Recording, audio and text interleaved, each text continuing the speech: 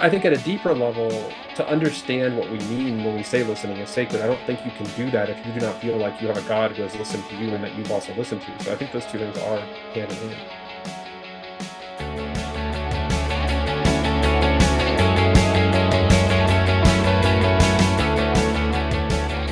Welcome back to Religion to Reality.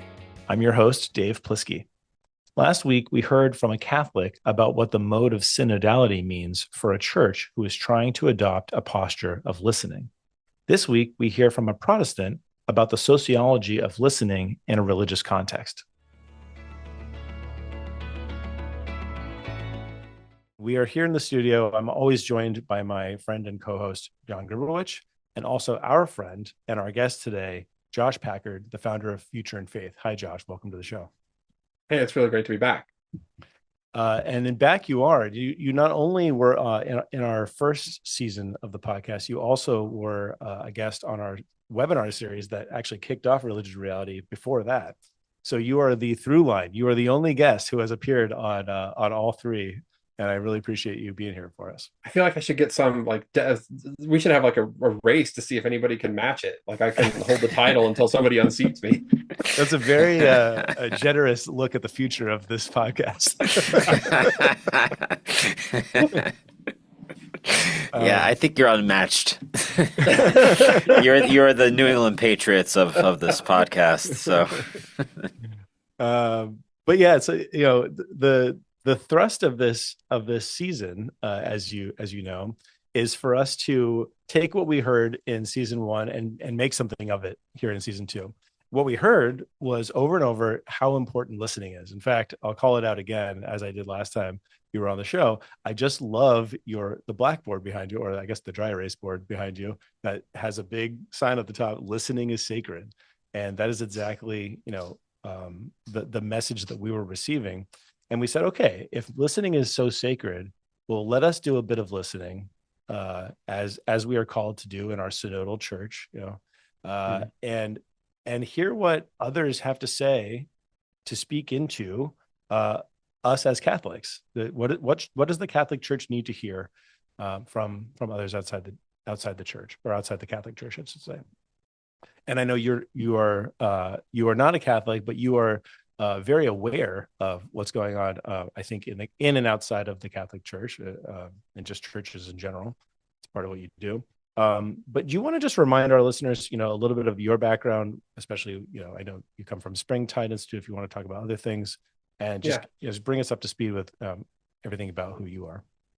Yeah, thanks, Dave. It has been one of the greatest sort of pleasures and honors of my career to be able to, I think, credibly cross boundaries and be in front of audiences in lots of different spaces, including Catholic and non-Catholic audiences, even though I'm not Catholic. And it's always been, I try to be really upfront about that, because I know sometimes people want to know, where the speaker is coming from. And so I've been really grateful to be able to be sort of taken seriously and to be, to get to work with a lot of different folks. I was a professor, a sociology professor of religion for about a decade or so, a couple of academic stops, left to be the co-founder of Springtide Research Institute, worked for a little bit of time after that at the National Catholic Educational Association as the director of strategy or something like that. And then, but really I wanted to get back into this like sort of multimodal research-driven expression. And that's what led to founding Future of Faith. And at Future of Faith,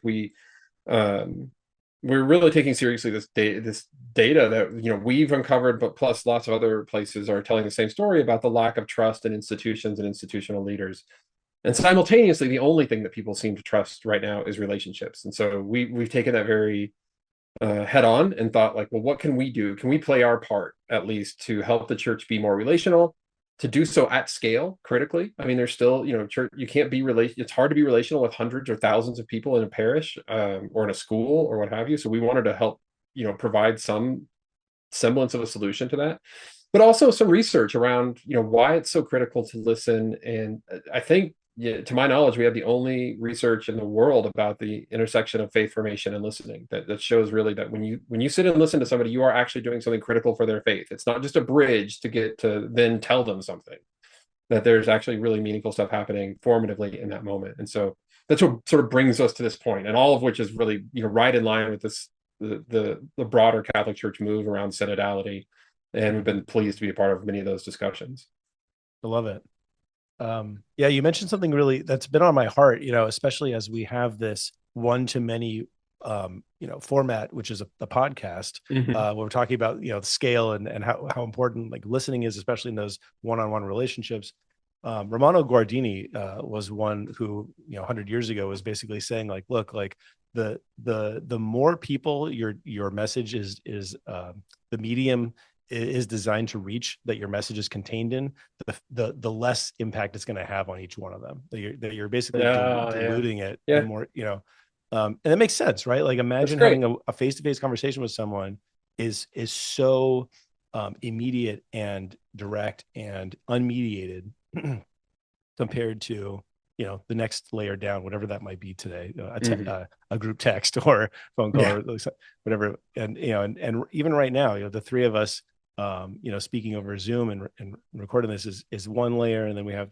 So how do you think about like, is there still it seems like there still is a place for this. We need to have these types of conversations, but also, how do you fit that? How do you think about that together? Yeah. So let me, okay. I mean, I'm not the kind of researcher who typically like, talks data all the time, but I will lead with the data point here. So in our sacred listening study, we asked people, how important were sermons in the moments that mattered most in shaping your faith? And we asked listening, and we asked a whole bunch of things. A little over a third of people said that sermons were really important. A little over 2/3 said that listening was really important.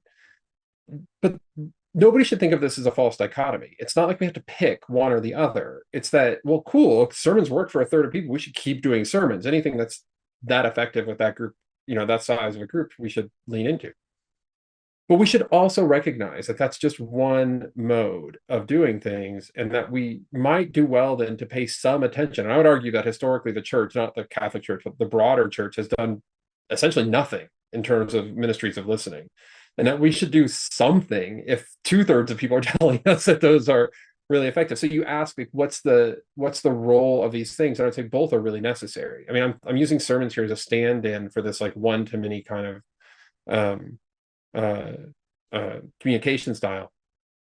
And I think that they're still really effective. I mean, I do understand the irony, though. I give a lot of keynotes to a lot of different groups, and I always acknowledge, like, I understand that it's ironic that I'm going to give you a keynote about listening.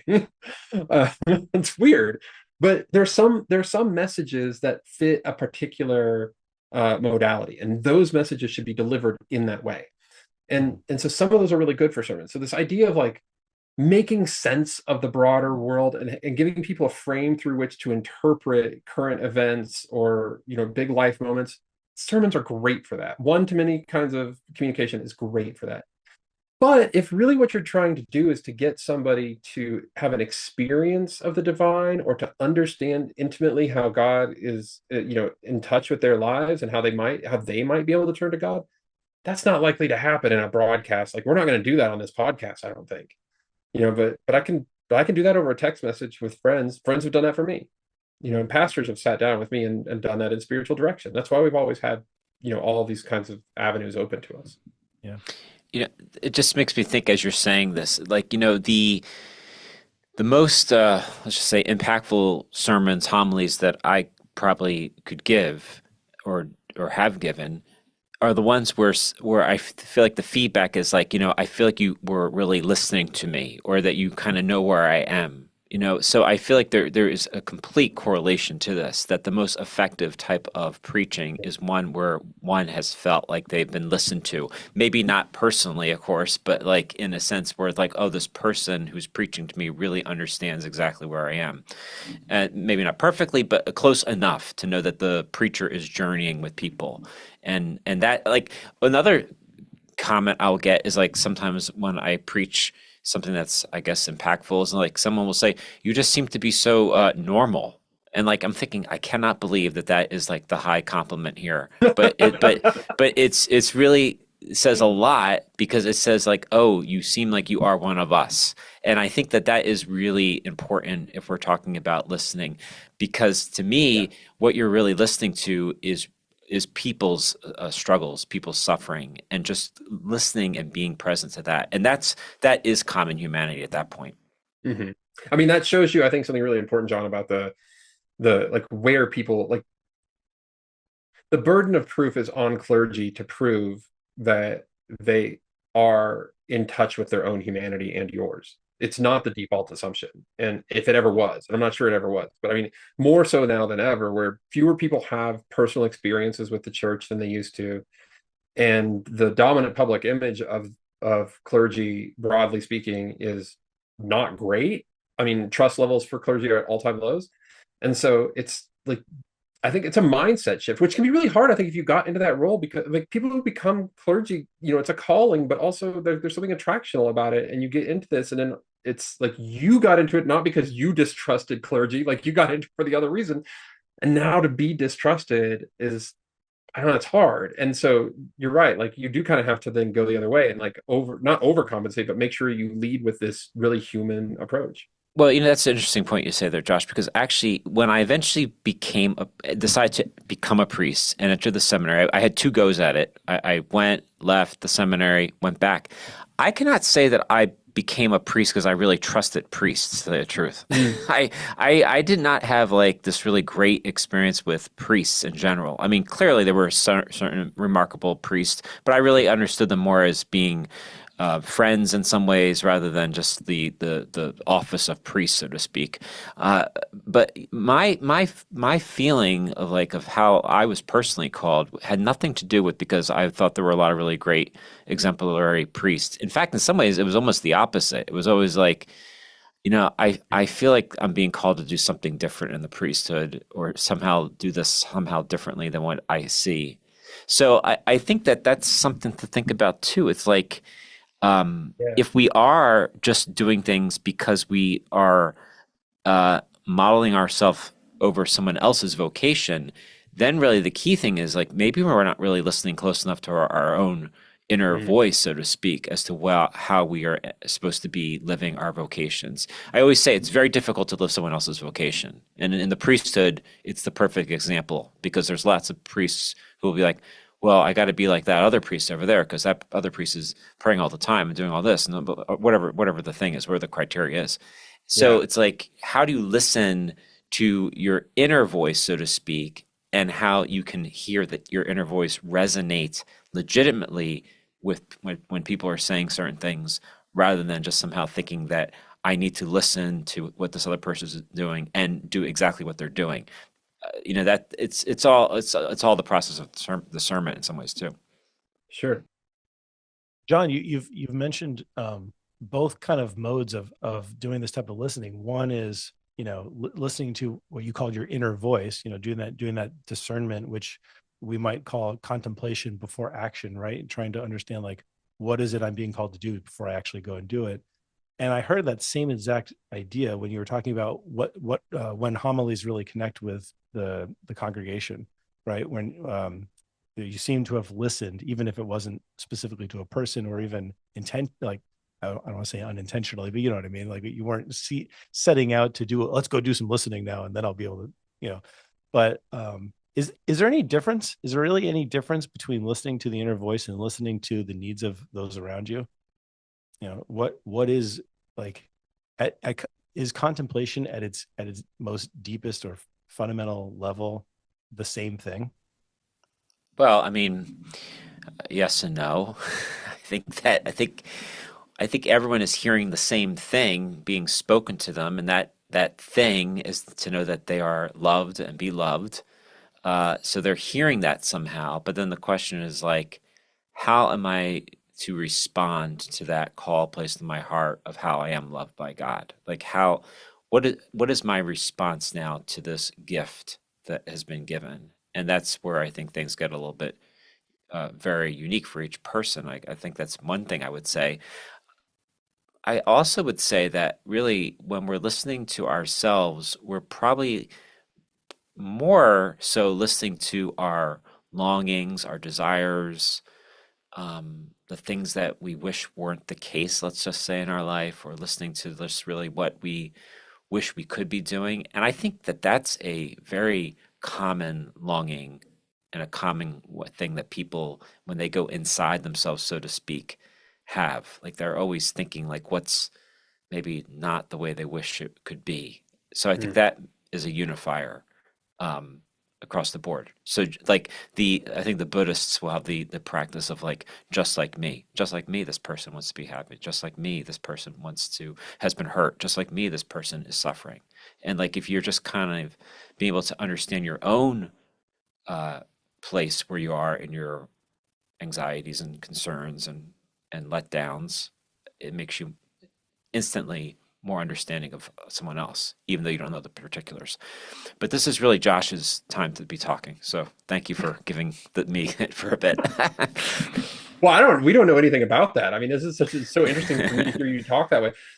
As sociologists, we focus a lot on the structure. I mean, when we talk about, we mean something very specific when we write about capital S, capital L, capital T, sacred listening theory, and the tools that we make, which you can get for free on our website. I'm not, they're all available. Is that we're really thinking through like what kinds of listening structures are needed to be able to do this at scale. As we already talked about, you can't do listening based ministry by having 500 cups of coffee a week, but you need some way to sift through that to know which five. Although, John, I'll say your quote there, or your comment there, reminded me of this Mother Teresa quote when I think it was Dan Rather or somebody said, what do you say when you pray to God? And she said, not much. I mostly listen.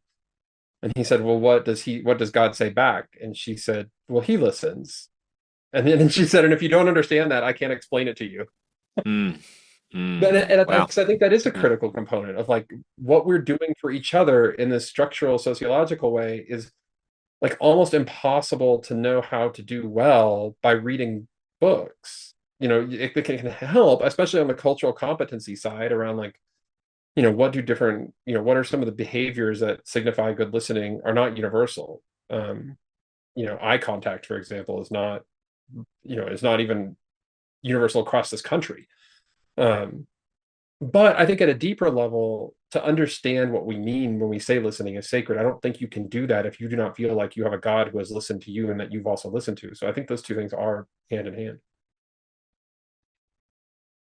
One of the things that you said last season when we interviewed you, and you're the only person to have made this type of comment where you said something. Oh dear, that's either really good or really bad. It's good. It's good. I'm not throwing you under the bus here.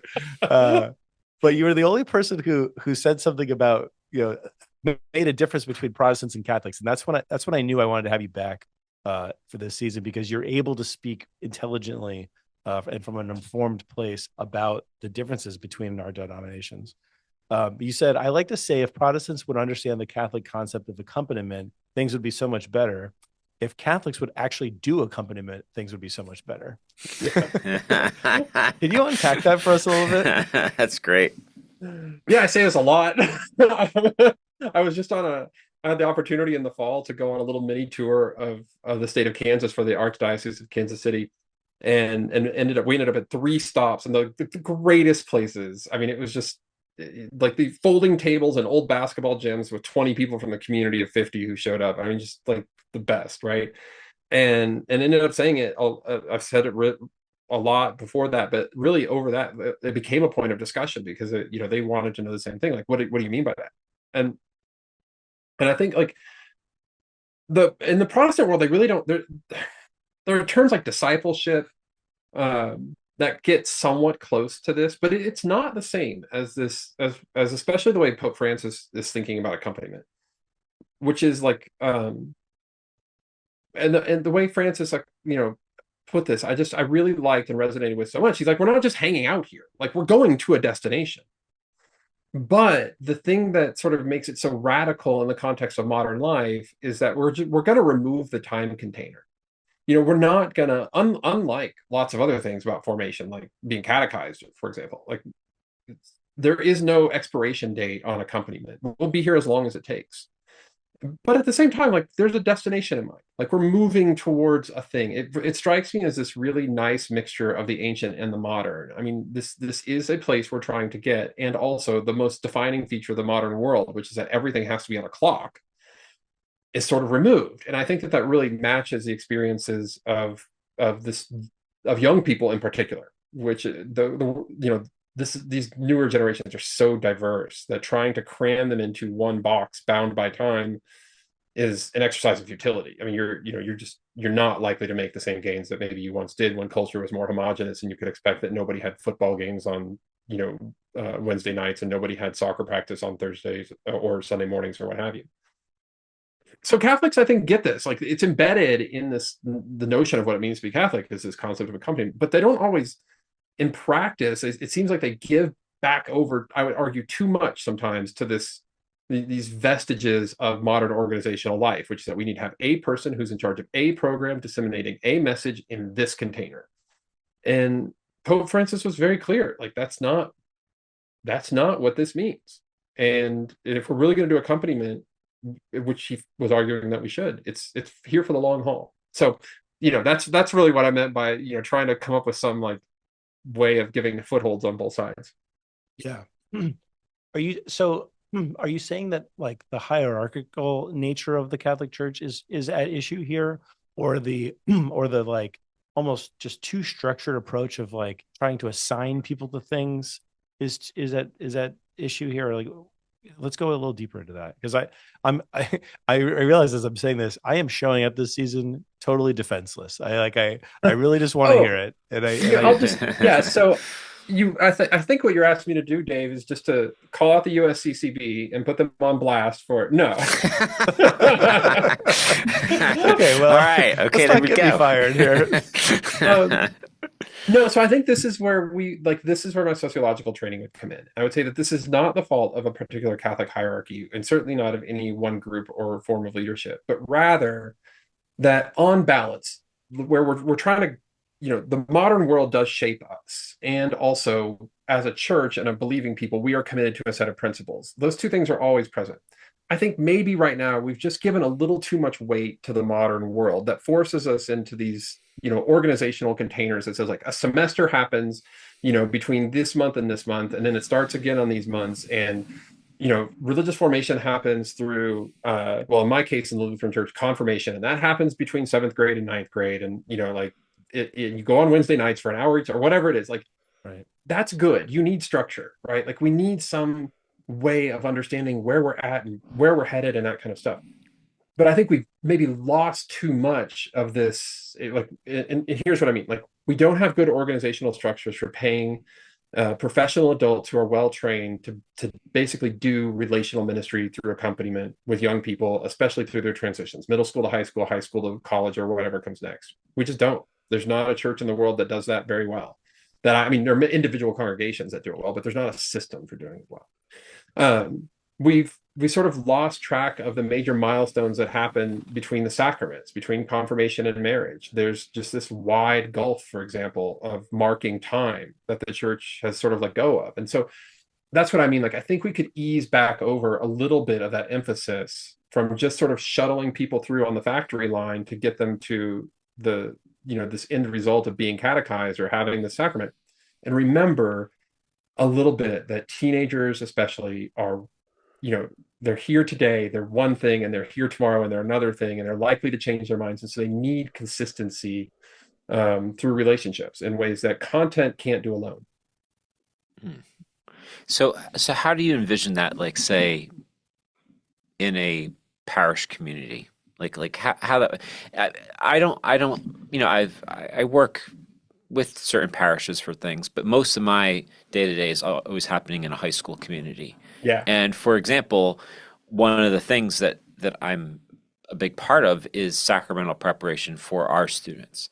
And it's always a little kind of dicey because, well, the students technically are supposed to be in parishes and they're supposed to be walking with people in their home parish, but the students don't go to parishes. So this is like this is an exception to the normative way that it's been done, which I'm like all about. Like why do we need to kind of think like the parishes have the monopoly on, say, sacramental preparation? I don't see why that has to be that way, because even if you think you're going to have these students being part of your community while they're in high school, once they're in college, I mean, they're on their own, and they may even move further away after that. So like where this formation happens has to happen, I would say, in some type of meaningful way for them, which is meaningful in as much as they're cultivating relationships in the process. But like, is that, I don't really know really what I'm where I want to kind of ask, what type of question I want to ask here. But is it possible to have meaningful relationships that are sustainable in structures where you're in a certain sense feel like you're just checking boxes? So like how do we do this? Because Yeah. it is clearly something that is always getting in the way of how to get things quote unquote done, Yep. because there's canon law and there's all this other kind of stuff going on where you have to, everyone's trying to like juggle. But like, is there a meaningful practical way to do this where, we're cultivating genuine listening relationships inside structures which all of us have to somehow touch with, you know? I think that there are. So, and in fact, they're sort of already happening. So if it's okay, I'm going to give a little bit of a longer answer here. My When I went to campus ministry, when I went to Texas Lutheran University, I became a campus ministry assistant, became close with our campus pastor there. He and I are still in touch. He officiated my wedding. He baptized my kid. Like, I've known him now for 20 some years. Oh, no, more than that, I guess. A long time. But that is not his job. Like, he was paid and he has a family and, other obligations and all this sort of stuff, right? I was there for 4 years. Like, I was his job essentially for 4 years. Every time that I took from him after that was uncompensated. And I'm fully aware of that. And I would hope that it became a real relationship that was reciprocated both ways, and that Greg would feel like I'm also providing something to him or fulfilling, helping him to fulfill some calling that he has in his life or whatever. So, but I think I use that to illustrate that, like, and even in my wife works at a parachurch ministry here, and kids age out at 18, but they're still having coffee with kids into their 19, 20, 25 years old. They're officiating those weddings, but they don't get any credit, quote unquote, for that. And so I think part of that starts with recognizing, like, what are we actually compensating people to do? Are we compensating them to check a box and to move people along a conveyor belt? Or are we compensating them to be formators? And what percentage of a job then is given over to lifelong formation? And if you're running a campus ministry and you don't get some part of your job, 5-10%, I don't know what the right number is, but some part of it is not for keeping up with alumni, I would say that's nuts, right? Like, that's, and at worst, I would say maybe like that's actually kind of disingenuous. It treats young people like products instead of treating them, like the fully fledged contributors to the body of Christ that they are, even if they are always changing. So I think it starts a little bit with that recognition that that is already happening, and then thinking through, like, okay, so with that in mind, how do we begin to measure impact differently? How do we craft these jobs differently? And how do we pass them along? So here's what I mean by the longer answer. I'll give you an example of an organization out of Texas called Every Student Sent, and they're not Catholic. But Every Student Sent's mission is to make sure that every student who goes to college is being connected in the first week with somebody else who is a believer on campus, right? So that means that there is a natural way, or I mean, in this case, there's an organization that's helping local, like, high school based youth ministries give this, like, direct transition over to college, because they know how important peers are when you move to college, including roommates. And so they built this whole system for how to do that. Nobody should be able to do that better. Nobody should be able to do that better than Catholics, right? There's such a, I wouldn't say it's not, certainly not the same level of power that it was like when my dad was going to high school. But still, there's a fairly, like, robust system of Catholic education from K all the way through college. And a lot of those kids do persist in the same systems. There's no reason that we shouldn't be handing kids directly from the parish to my friend Rosie, who runs CCMA, to connect them with a local campus ministry at whatever church or whatever college they go to, Catholic or not. That seems like a no-brainer to me. But if it's not a part of your job and it's not a part of what you're compensated, it's not a part of the metrics that you're being tracked on, when you have to write your reports or talk to your boss, it's real hard to devote time to it. So I think that stuff exists, and I think we can do it. It just requires a little bit of a shift in our thinking about what we're doing, what we're supposed to be doing in that space. One thing that's been making me nervous as you speak, I of course, I'm a fan of specialization and becoming a really, an expert professional in whatever it is that you do. And so why should relational ministry be any different than that? The church deserves great ministry. And often we have to pay for greatness, okay, that I can accept that. At the same time, aren't we talking about everyone accompanying everyone? We're like, this is not just a paid job. This is something that, people of faith, or maybe just anyone should be seeking to do for others, right? Like, we want to be walking with one another through this thing called life. And so is there a danger in when we identify the specialists who are who are paying maybe more than we even are right now to do this well? Are we getting even deeper into like one of the issues in Catholicism, and I think this is true probably in Lutheran churches and other especially the more established denominations, is just this kind of pay to pray sort of mentality. Yeah. I don't know what to call it exactly, but when people show up expecting that, well, I tithe, so I expect services, or maybe I don't even tithe. Yeah. This is just a free thing that I get, and I'm not really in the community because this is it becomes transactional. What am I in it to get? Like, you hear this when people say something like, I didn't get much out of church today, or something like that. It's like, it's a very transactional sort of mindset. Yeah. And so is there a danger in getting even deeper into that mess as we try to focus on the people who are trained to do relational ministry, rather than talking about everyone needing to do accompaniment? Well, let's talk about what that means to be trained to do relational ministry. And we were commissioned last year by the 10 by 10, what do they call themselves, a movement or a network or something. This is an effort to reach 10 million young people over the next 10 years. And so we led a research effort to unpack the sort of history, the intellectual history around relational ministry. You can go and download the white paper on our website if you're that kind of super nerd and you want to read a white paper about relational ministry. You've plugged the website twice. You got to drop the URL. Oh, sorry. It's futureoffaith.org. That one is futureoffaith.org/relational discipleship. And it was really interesting to me to see how many permutations this has taken. I think you're right, Dave. Like, youth ministry in particular has been, I think, in some ways victim to this over professionalization, and what, on the one hand, we get people who are more skilled and well trained, but on the other hand, then we compartmentalize it and we think like, oh, that's their job, right? Like, we don't do that anymore. We've outsourced this thing to those people. But I don't think that's I'm not imaginative enough to be able to figure out a way to do viable relational ministry that way by outsourcing it. So when we talk about doing relational ministry well, what we mean is somebody who can build and run and pay attention to a system that involves lots and lots and lots of people.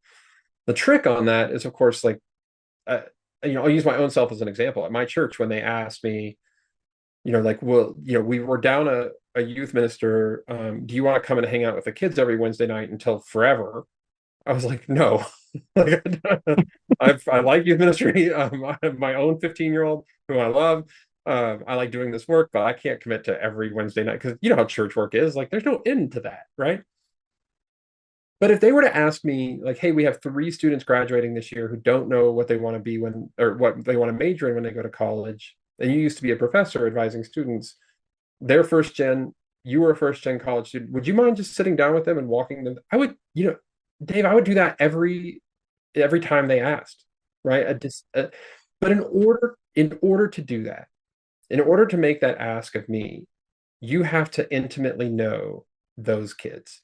And I think your skills. And my skills. Mm-hmm. Yes, that's exactly right. And you have to have some level of trust that the Holy Spirit will work. I mean, we're not going to expose kids to potentially dangerous and unmonitored situations. That's not what I'm saying. But we got to loosen up a little bit on the idea that I might not express exactly what church teaching is at every moment of my life, right? And keep those things where the religious professional should be, in classes and things like that. But the relationship stuff with a trusted adult, we can broaden those out if we have that information.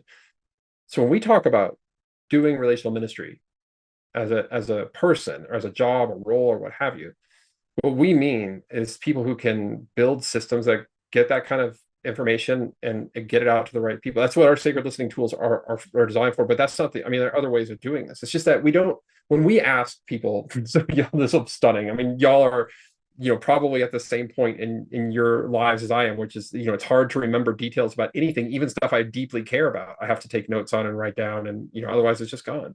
And when we ask ministers what they use, like, what's the tool you use primarily to help you keep track of what's going on with the people in your care, they would tell us that it's the Notes app on their iPhone. And like, that's not a very good system, right? Like, I forget that I've even taken a note, let alone to be able to refer back to it in 3 months. And so at a very concrete level, what does that mean? Well, it means that if somebody tells you that their grandmother is dying, do you have a system in place that ensures that a year from now you're following up with them to find out how they're doing on the 1 year anniversary of their grandmother dying? And most people don't. And it, like, so when we talk about a professional, what I mean is somebody who has that. It doesn't mean that they're always the one reaching out. Like, maybe you don't handle death very well, but you can connect them to somebody who does. But somebody has to hold that information. I don't think it requires like a special skill set. It just requires a mindset. Some intention behind organization. Right. A set of tools. Yeah, I mean, it seems like in our day and age, it would be so easy to kind of have those types of things in place to help us be able to more, more intentionally check in with people. Like, I'm always amazed that we talk so much about efficiency and so many different ways to be organized and be able to understand where people are, just, like almost like CRM fashion. And then it just kind of all is not used in any type of meaningful way, though. I don't, because there's no I money think, in checking in on someone after their grandma died. I guess I think that's that's a it. very, I mean, yeah, I guess that's it. Yeah. Well, and there's also so this is where we get into some of the differences, where theology matters, is that, if you're in a highly evangelical context, think of like non-denominational, highly evangelical churches, you feel like you're called, and many of these people are like, look, I'm called to save souls. Like, I'm trying to get people born again. What happens after that is not up to me. That's up to the Holy Spirit. It's like, in other words, like, the system of long-term relational care and discipleship and accompaniment is not really in their purview. Right. And so sometimes I think theology can get in the way of that. Well, I don't Go ahead. No, I think it's, yeah, exactly. And I think that Dave has a good point here too. I mean, let's just say there is no money in that. There is something to say about getting someone like on fire with Jesus, and now they're going to be a participating member of your church, and they're going to contribute to the collection each week. I mean, like, there's something that's tangible about that transaction there. But like you said, I mean, like, what like, maybe the whole thing that we need to kind of shift the whole thing too is like, maybe we should just be completely uninterested if a person is going to become, say, a Christian or a Catholic, and we're just more concerned about how do we see the very presence of Christ already in that person. And that's enough for the exchange, if you want to call it that. That's enough for the encounter. Like, I want to somehow be able to be present to Christ already in this person, whether they call that, whatever you want to call it. It's just like, if faith is a real thing, and if we who say are Christian have had some type of encounter with Christ in our life, well, then that gives us an ability to now see Christ in other people. Why can't we just be okay with that as being the end part of the encounter, rather than be like, oh yeah, but you don't have this and you don't have that, and you got to get over here, and this is like going to be even better for you. Like, why is that always part of the agenda? Like, so many people are always like, don't you want everyone to be Catholic? I'm like, no, I really don't. It's not like, I mean, if God wants that somehow, if that's the plan, I have not really been completely convinced that is the plan necessarily, because I've just been so enamored by how Christ works in all different types of places with all different types of people from all different types of, say, intellectual and religious containers that they've grown in. And I'm like, it's all Jesus at the end of the day. Let's put it that way. And that's not being like some type of relativist. That's not what I'm saying at all. Yeah. It's just like, there is something to say about being universal, which is Catholic, that allows things to be as they are without you feeling like, well, it's just subpar because this person isn't like a card-carrying Catholic or whatever. Like, there has to be something like that. Personally love so much about what you're saying, but let me also add in, which is always a weird place for me as a sociologist to be often on stage reminding an audience full of ministers that the Holy Spirit does in fact exist and is in charge of lots of things that you are not necessarily responsible for. Like your point about wanting or not wanting everybody to be Catholic is sort of, I think, this whole thing of like, I don't want or not want. I want to do what I'm called to do. And the Holy Spirit takes over from there. And it's this humility and recognizing that even if you wanted everybody to be Catholic, that is not ours to do. I mean, God's been pretty clear about this. Like at some point, what we do stops and what he does takes over.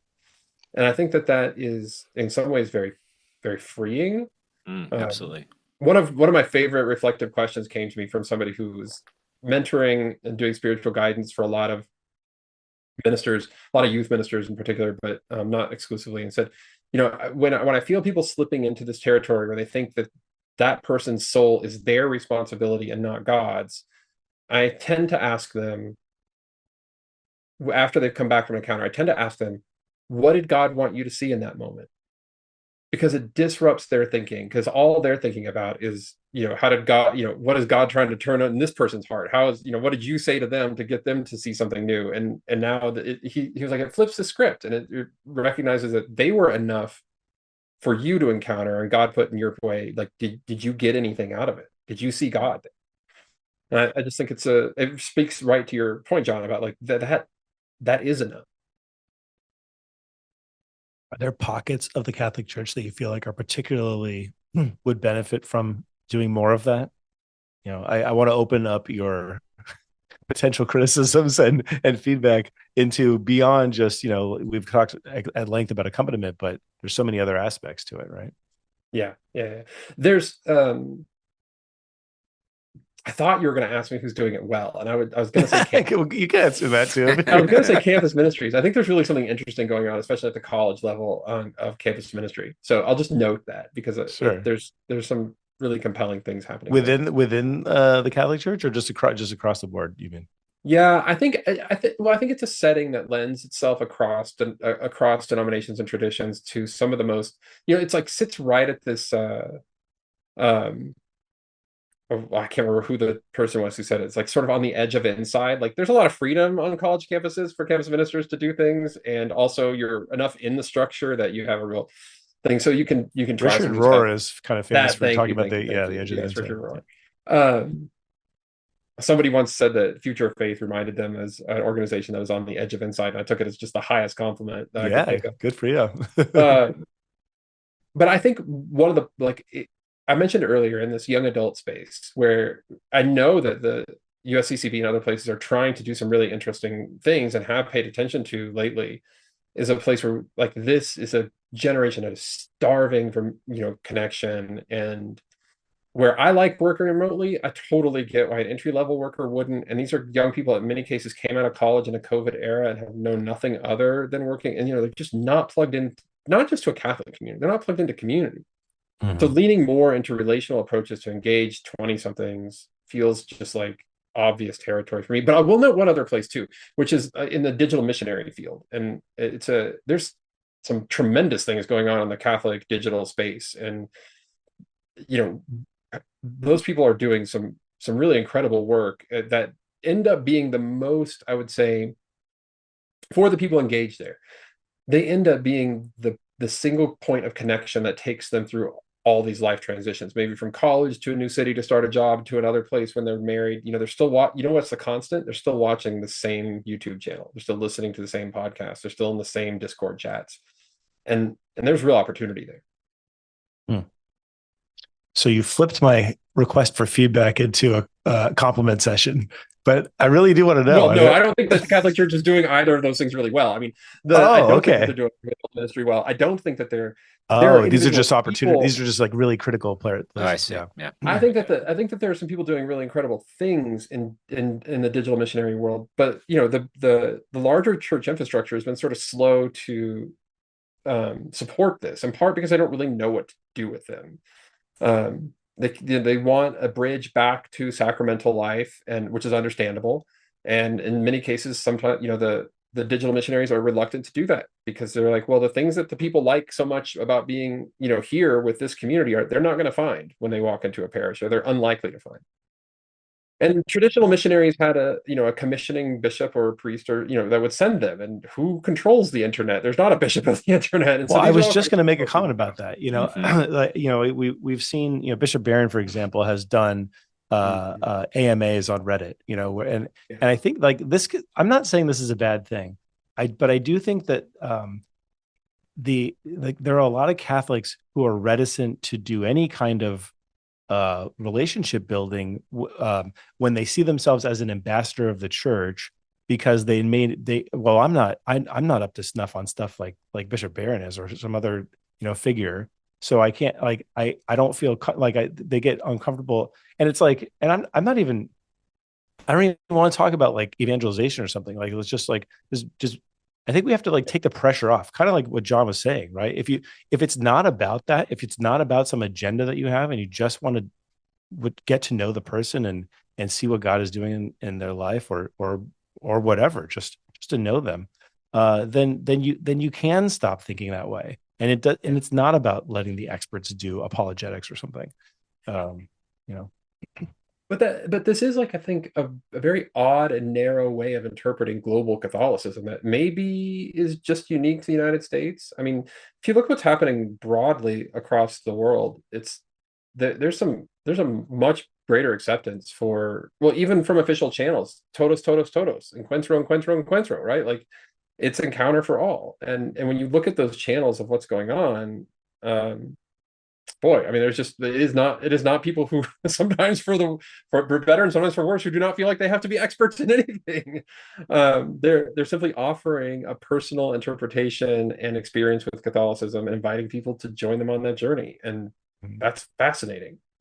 You're making me feel like, maybe what we often kind of derogatively call cultural Catholicism is maybe not such a bad thing, because maybe those people are doing community really, really well, and not everybody's an expert in, the theology or whatever. And that's also not the point, right? Like that is not what religion is for, and it's not what humanity is for. Well, it's certainly not what their ministry is for. I mean, I'm not going to weigh in on like what religion is for in this case. I think it can be for a lot of things, but the church needs all kinds, right? Like it's so easy to not be Christian, right? So if you're gonna involve people in this story that we all think matters so much, let's take any help we can get. And right now, it feels like we're closing a lot of doors and sort of trying to force. It's like, it's like trying to force people to watch movies by going to Blockbuster and getting them, on a DVD in 2025. Like, Right. Like, it's just, what are we doing? Don't even get me started, man. I truly miss the DVD rental service from Netflix. So Netflix's disc option was still going strong until I think maybe like 2023, maybe 24. Like, it just shut down kind of recently. Yeah, it was. I was like, wow, they're still doing that. It is a true bummer. I mean, nothing could compare to the selection, and also like taking the pressure off of like spending all the time on what you want to watch rather than just starting to watch it. It's like, just watch whatever you have. Right. Well, I think this really is fascinating, because there is something that is to say about like, because I've used that analogy, that exact analogy before, Josh, about how we constantly are trying to sell people, the video rental store, when, that's just not where people in a streaming are world. In a streaming world, right? That seems to be what the church is always doing. Yeah. And then there's this other part of me that's like, well, maybe there is just something really beautiful of going analog that the church seems to have, that clearly shameless people plug don't for have. John's Substack, Going Analog. That people is that what it's don't. called? That was so great. Yes, it is. But like, maybe there is something like that that people really want to go analog, and the church might have something there to offer. The thing I will say, though, is that I don't think that the church, in lots of ways, like, let's just say your average parish, thinks of it in those terms. I don't think they think of it as being like, this is a way to kind of be more intentional in your presence with people and more intentional in recognizing the sacramentality of things.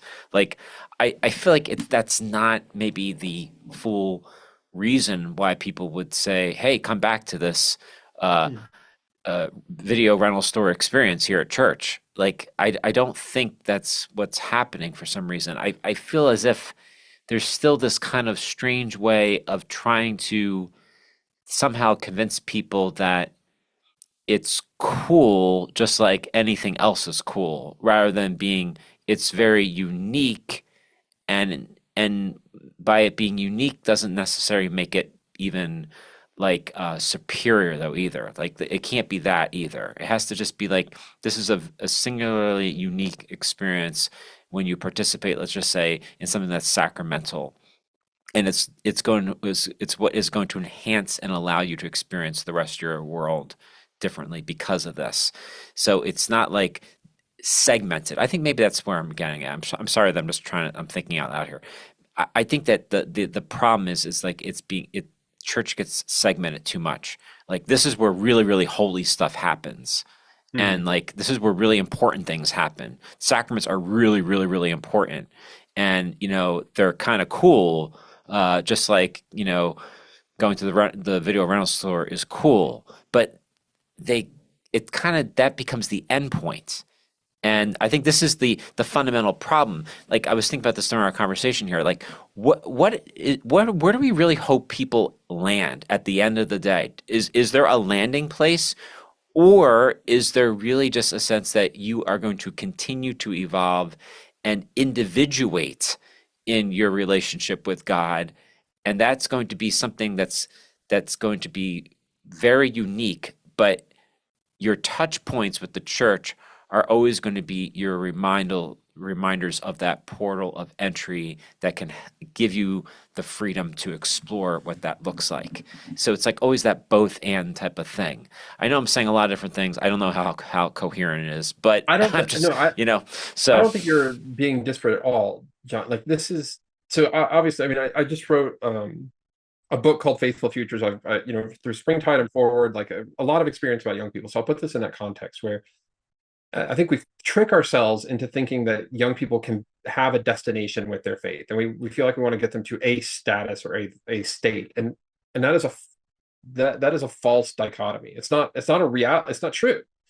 Like young people are going to continue to evolve, and once we recognize this, then I think it shifts our perspective more effectively to what you've just been describing. The question isn't, will they get the answers right?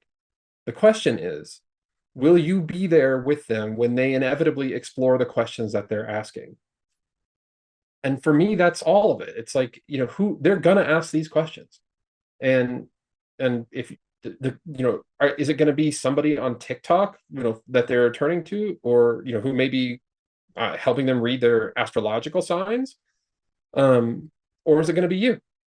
And if we think of young people like, well, they've been catechized and like that's over, and we're not interested in what's going on the internet, and sacraments are the only thing, it's probably not going to be you, because you're not going to be where they're asking those questions. And that's that I think is what you're getting at, which is like, if we understand that this is a lifelong process and a journey, then I think we start building more bridges between these pathways of sacrament and sort of, I guess, non-sacrament experiences that are still very much a part of the life of the church.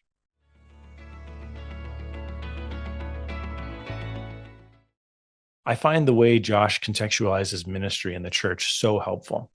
And I'm pretty sure he will go unchallenged as the ultimate guest on Religion to Reality, because I mentioned he was in our webinar series in season 1 and now season 2, but I failed to mention that he was also one of our bonus episodes where we launched and released the entire conversation from season 1 with Josh. So if you missed that, definitely go back and check it out.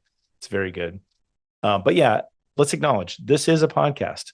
You'll have to excuse us as we continue to try to espouse the virtues of listening through this medium that doesn't allow for a response from you, our listeners. But there is a fix for that. As I mentioned last time, and I will continue to mention, we now have a Substack, religiontoreality.substack.com, or you can just search for Religion to Reality on Substack. And that is where you can find where we're going to be doing these monthly community gatherings, these interfaith gatherings where we're inviting people from all faith traditions to come and be at peace with one another and share in a little bit of community. We'll do a little bit of meditation, do a little bit of sharing on a particular topic for that session. Just once a month, just for an hour online. It's totally free. And you can sign up at the Substack. So once again, religiontoreality.substack.com. And of course, stay tuned for our next episode, where we'll speak with Frederica Matthews Green to hear what a member of the Orthodox Church can teach us about listening in an ecumenical way.